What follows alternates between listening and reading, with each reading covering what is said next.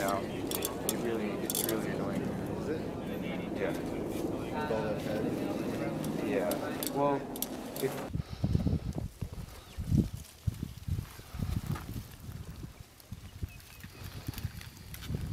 Dope partner.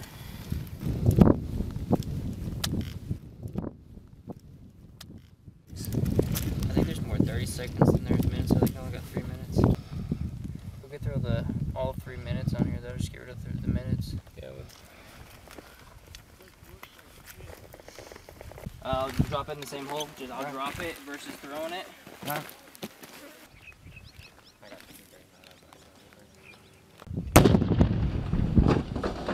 That's secondary?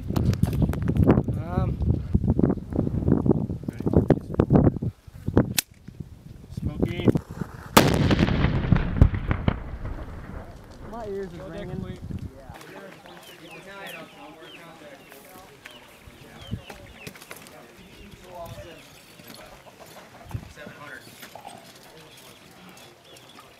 Building 39. I saw it. Shadow Yeah. so you saw it strike the wall. You know what I'm talking about? When I looked up and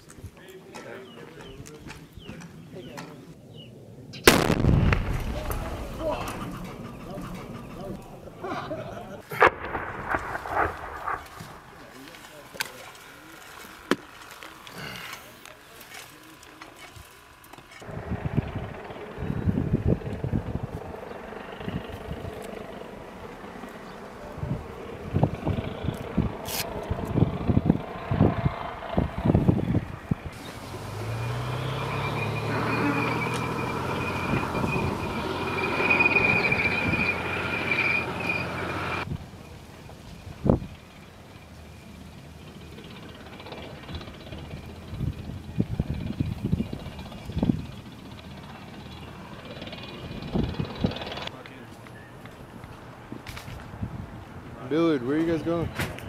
Oh, what the hell?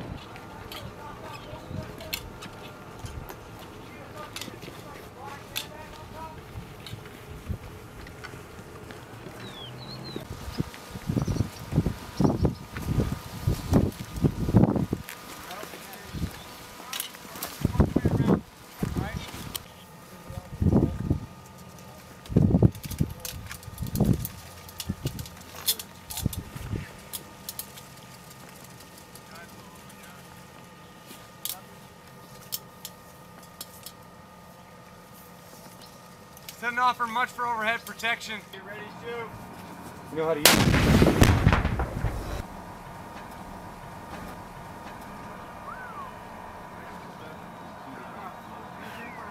it? Ready? Pop. Smoke. Smoke, dude. Hey, control deck coming up. 30 seconds. Might be 45 seconds.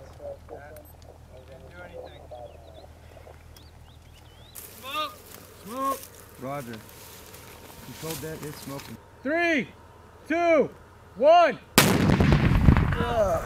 close. Everybody okay?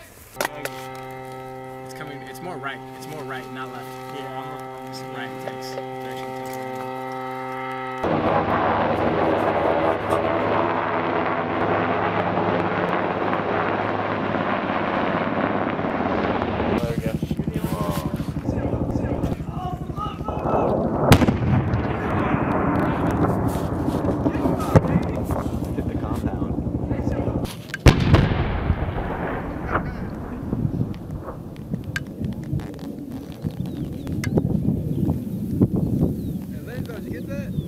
I think so.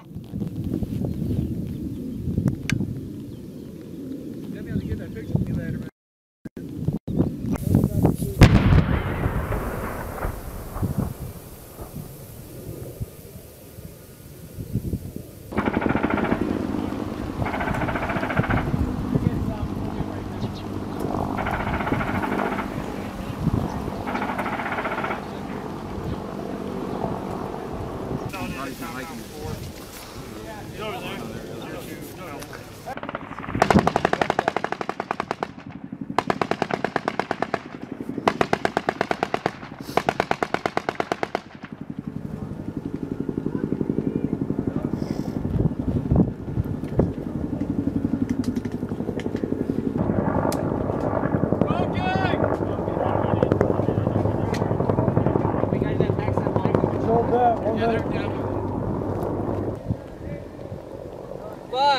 4, 3, 2, 1.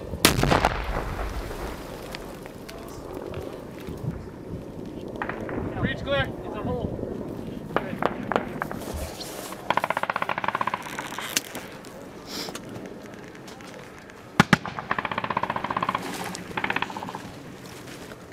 We got holes in the south.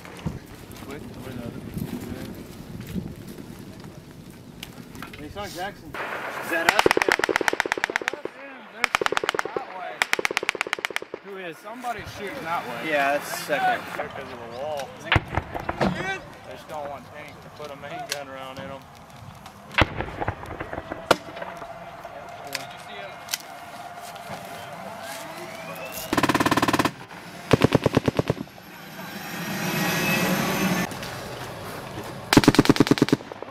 Was that you? No.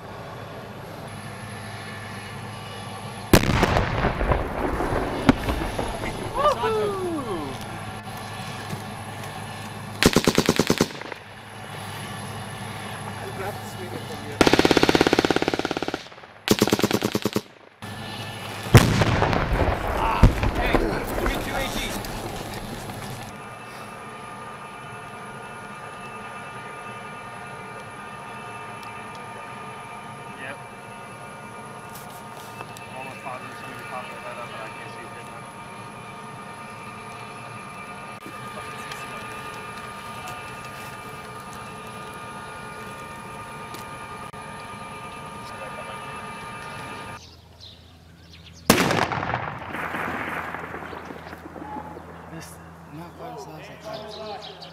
He's egressing out.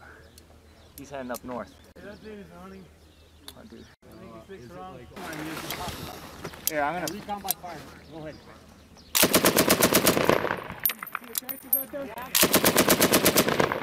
Oh, he's right.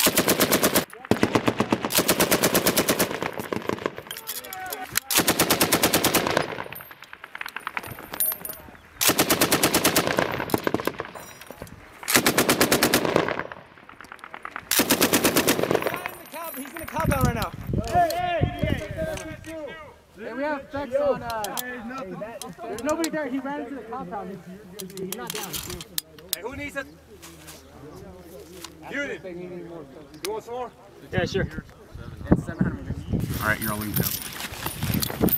Okay, never mind. There's a lot. It's a lot of people. Power box over there, just across from us. I got. Nothing. further left. Yeah. Okay, pan left on that wall. It's on the high side there. Just below that.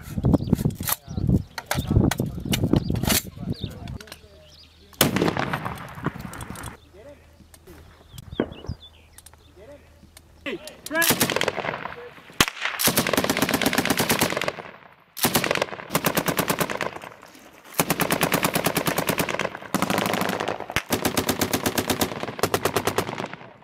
Hey, how you guys doing on ammo?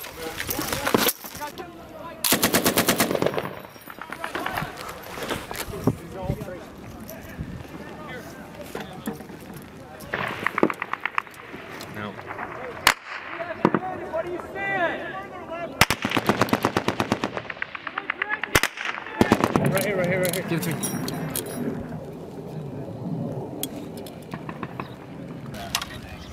Yeah, just follow the trace. Okay.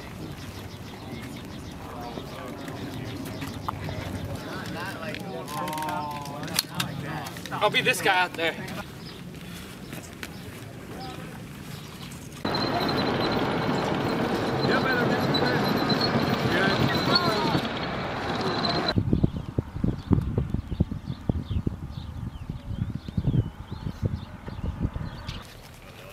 Hey, there's a big hole up here.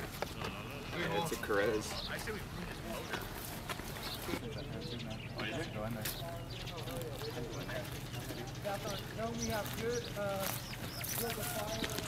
He knows what's going on.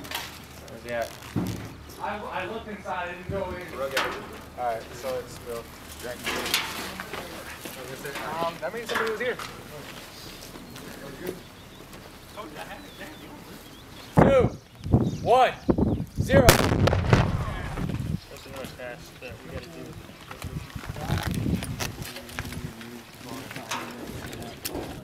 got a shepherd over there.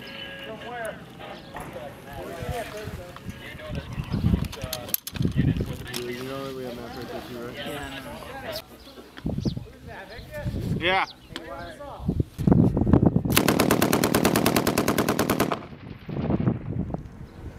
Bam, bam, bam!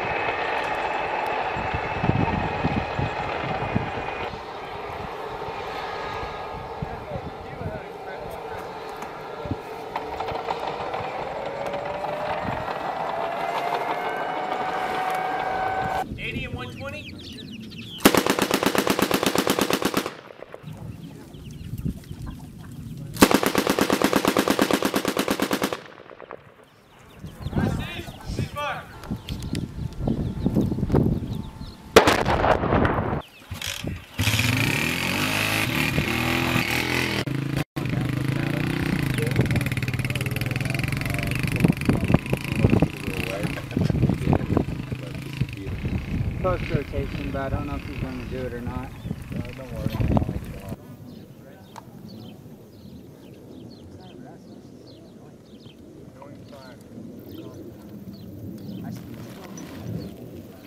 You're taking annoying sporadic fire. Where are they looking at us, dude? Those guys are watching.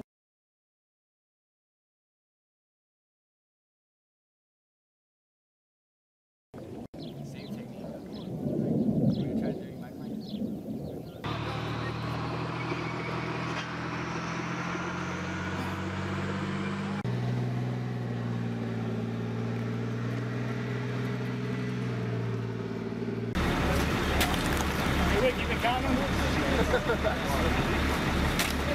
Yep, 555. See you guys later.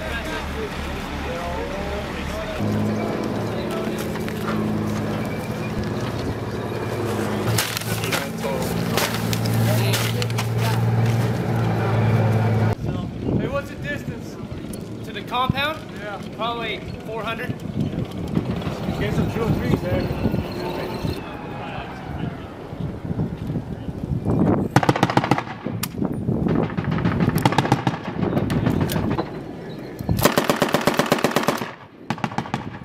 Hey, make sure you're not shooting over the tank.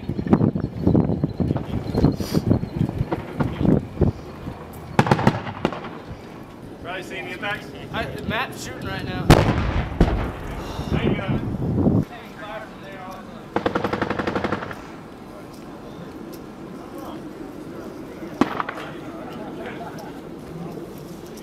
That person's gone if they didn't get hit. Those guys are gone by now. They're probably back in that. All it is up here is it's tree, compound trees, a berm, and then I can't see past that. Riding along the tree lines hiding. See that bush line straight ahead of us? It's the one that's got like the transformer to the left of it. Can you range that for me?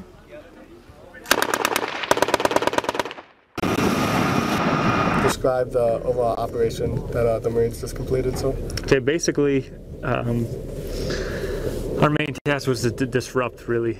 So we helicopter inserted into Kashmesh Khan, which is a part of Zamindawar, the town of Zamindawar, which is in Kajaki district. A lot of their logistics as well as their leadership are held here. So us coming in here, along with our sister companies off to our west, basically disrupts them. So they're not focused on interfering with the Afghan National Army or anything as far as the Afghan government. They're focused on fighting us and dealing with us. So it kind of takes the pressure off the Afghans, so to speak. So it allows them some breathing room and allows them to get further established as they continue to build their police force and their army and all their logistics, and just basically lets them get a little space. So, how much work is involved in planning an operation of this size. So, an incredible amount. An incredible amount. Coordinating among outside agencies with the battalion is probably the biggest issue. As far as the logistics for this operation, it's absurd how you have all the tanks to worry about. You have just food and water for the Marines, especially the heat's been in excess of 120 some days, so the amount of water we consume is crazy. Ammunition, we have been going through a lot of it, and mainly the special stuff. It's not just bullets for our weapons, it's demolition, some ammunition for the tanks. That obviously all needs to be trucked in. Helicopter resupply, it's dangerous in certain helicopters here, so it's you gotta do a lot of forward planning as far as logistics and realistically how you can get logistics to us depending on where we're at. So I know this was in the planning for a long time, especially on the higher levels. So it's just an incredible amount, especially to coordinate it and bring all these units together at one time and actually pull this off. How successful was this operation, so? I'd say it's been incredibly successful. We've definitely eliminated some of their key players, high value individuals as we like to call them, HVIs. I think it's, from the ground perspective, I think we've definitely accomplished the task of disruption.